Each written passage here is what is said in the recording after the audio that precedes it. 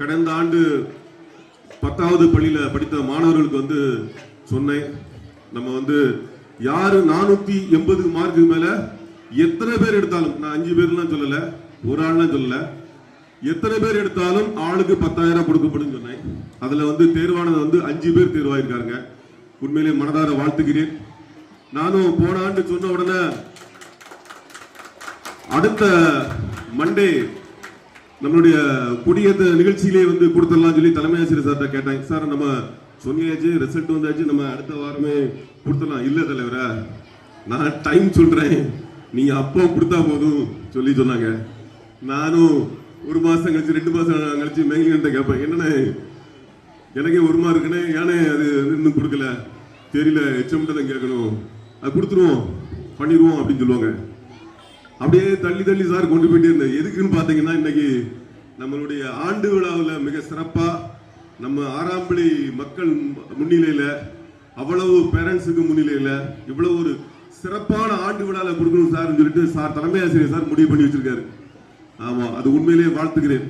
ஏன்னா அந்த மாதிரி வந்து, ஏன்னா அவர் தான் இந்த ஸ்கூலோட முக்கியமான ஒரு முதுகெலும்பு. அவரு இன்னைக்கு இந்த ஆண்டு விழா நடத்துறதுக்கும் அவர் தான் காரணம். இந்த பிள்ளைங்களுடைய வளர்ச்சியிலையும் அவர் தான் இன்னைக்கு இருந்துட்டு இருக்காரு. ஆசிரியர்கள் எல்லாரும் உதவி தலைமை ஆசிரியர் முதல் இருந்துட்டு இருக்கீங்க.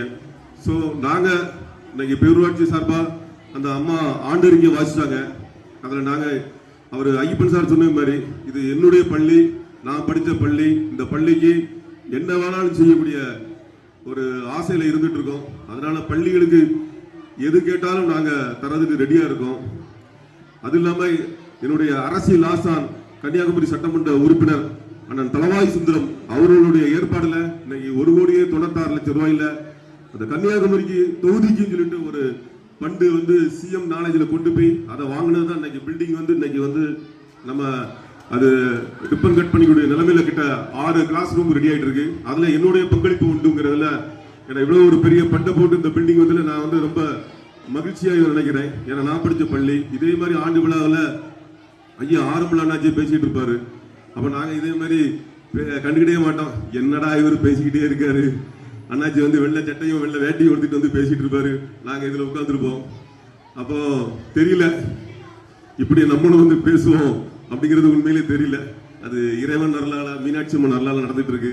அந்த தருணம் இப்ப நினைச்சு பாக்குறேன். நானும் இந்த ஆண்டு விழாலாம் நானும் உட்கார்ந்துருக்கேன். அண்ணாச்சி வந்து பேசும்போது அப்போ எங்களுக்குள்ள பேசிட்டு இருப்போம். நாங்க ஸ்போர்ட்ஸை பத்தி பேசிட்டு இருப்போம், ஏதாவது ஒன்று பேசிட்டு இருப்போம். ஆனா லைட்டா பார்ப்பேன், அண்ணாச்சி இது நம்ம ஊர் தலைவர்லாம் அப்படின்னு சொல்லி பார்ப்போம். அதே மாதிரிதான் இப்போ மாணவ மாணவிகள் வந்து அவங்களுக்குள்ள டிஸ்கஷன் பண்ணிட்டு, அன்னைக்கு ஸ்போர்ட்ஸ் டேல நம்ம அதை பண்ணியிருக்கோம், இதை பண்ணியிருக்கோம், பரிசு அவன் வாங்கியிருக்கா, இவன் வாங்கியிருக்கா, இவன் அந்த கலர் ட்ரெஸ் போட்டிருக்கா அப்படின்னு சொல்லி ஒவ்வொருத்தரும் ஒவ்வொரு டிஸ்கஷன்ல இருந்துட்டு இருக்கீங்க. இதே மாதிரி காலகட்டத்தில் நானும் இருந்தேன். அந்த மகிழ்ச்சியான தருணத்தில் இப்ப நீங்க இருந்துட்டு இருக்கீங்க. நாளைக்கும் உங்கள ஒரு ஆளு தான் அங்க வரப்போறாங்க. இங்க இருந்து இதே மாதிரி இந்த பள்ளிக்கு வந்து நன்மை செய்யணும். நம்மளால முடிஞ்ச அளவு நம்மளுடைய பள்ளி சாதாரண ஒரு பேரூராட்சி மன்ற தலைவர் மட்டும் இல்ல, நம்ம ஊர்ல இருந்து ஒரு எம்எல்ஏ உருவாகணும், ஒரு அமைச்சர் ஆகணும். முக்கியமா என்னுடைய ஆசை வந்து ஒரு ஐஏஎஸ் ஆகணும். ஆறாம்பள்ளி ஊர்ல ஒரு ஐஏஎஸ் இல்ல, அது ரொம்ப வருத்தமா தான் இருக்கு. ஒரு எஸ்பி இல்ல. ஆறாம்பள்ளியில இருந்து இன்னைக்கு 25,000 பாப்புலேஷன் இருக்கும். நம்ம ஊர்ல ஒரு எஸ்பி இல்ல, ஒரு ஐஏஎஸ் இல்லைங்கிற ஒரு வருத்தம் இருந்துட்டு இருக்கு. ஏன்னா இப்போ நான் பார்க்கும்போது சில இடத்துல யோசிப்பேன், ஓஹோ அந்தந்த ஊர்ல அந்தந்த பெருமைக்கு ஆள் இருக்காங்க, நம்ம ஊர்ல இவ்வளவு தூரம் இவ்வளவு பாப்புலேஷன் இருந்துமே இல்லையேங்கிற ஒரு வருத்தம் இருக்கு. அதுவும் இறைவன் அருளால கண்டிப்பா கூடிய சீக்கிரத்துல அந்த ஐஏஎஸ்ங்கிற ஆசை வந்து நிறைவேறும். என்ன தலைமை ஆசிரியர் சார், ஆசிரியர்கிட்ட தான் இருக்கு, உங்க கையில தான் இருக்கு. ஏன்னா உங்களுக்கு தான் தெரியும் எந்த ஸ்டூடெண்ட் வந்து எப்படி படிக்கிறாங்க, அவங்கள வழிகாட்டணும். அவங்க வந்து நல்ல படிப்புல இருந்தவங்க எல்லாம் என் கூட படிச்சவங்களே 1ஆம் ரேங்க் எடுத்தவங்கலாம் பாத்தீங்கன்னா இப்ப ரொம்ப விண்டு மில்ல வந்து ஒரு 25,000 சேலரியில இருந்துட்டு இருக்காங்க. அப்ப நானே நினைப்பேன், என்னடா இவன் ஃபர்ஸ்ட் ரேங்க்ல எடுப்பான், எப்படிதான் இப்படி இருக்கான் அப்படின்னு நினைப்பேன். அப்ப அதுக்கு வந்து சரியான வழிகாட்டுதல் இல்லை. அந்த டிஎன்பிசி எக்ஸாம், அந்த குரூப் 1 எக்ஸாம் எழுதணும், ஐஏஎஸ்க்கு ப்ரிப்பேர் பண்ணணும், ஐபிஎஸ்க்கு ப்ரிப்பேர் பண்ணணும். அந்த மாதிரி ஐடியா இல்லாம ஸ்டூடெண்ட்ஸ்கள் அதிக பேர் வந்து பாவம் வறுமையின் ஒரு நிலைமை ஒன்று அப்படியும் ஒன்று வச்சுக்கலாம். ஆனா இப்போ அப்படி இல்லை.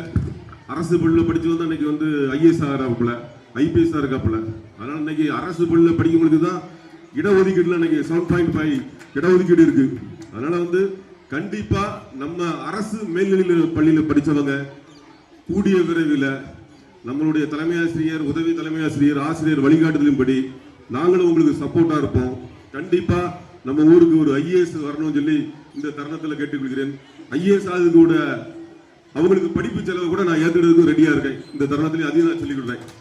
அது 50,000 இருந்தாலும் சரி, இல்லை 5 லட்சமா இருந்து உண்மையிலே ஒரு பாவப்பட்ட பையன் IAS படிக்க ரெடினா நானும் ரெடி. அதை தலைமை ஆசிரியர் முன்னில இந்த நேரத்தில் வந்து சொல்லிக்கொள்ள விரும்புகிறேன். கண்டிப்பா நம்ம 6ஆம் நிலையிலிருந்து ஒரு பையன் வந்து வரணும். அதை நான் விரும்புகிறேன். கண்டிப்பா அது கூடிய விரைவில் வந்து நிறைவேறணும் வேண்டி விரும்பி கேட்டுக்கொள்கிறேன்.